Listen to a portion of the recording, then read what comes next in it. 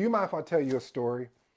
You see, recently I just knew I just made it. What do you mean, Edie? What you mean you just made it? Well, see, I had a comment left by a gentleman, or I should say a person, named Zach, and he said, clickbait. I said, ooh, that's harsh, Zach.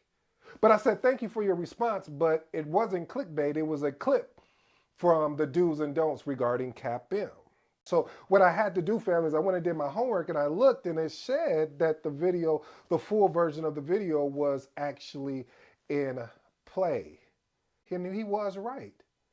Even though that wasn't my approach to make it clickbait, my approach was to say, hey, this is the introduction to the video. I really want you guys to go check out the full video.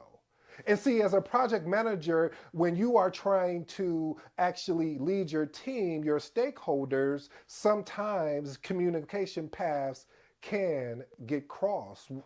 And when communication paths get crossed, meaning what you intended to articulate may not have been received the way that you intended it. So that's why today's episode is entitled Identifying Negative Stakeholder Feedback. And watch this, family, turning the table. Again, identifying negative stakeholder feedback and turning the table.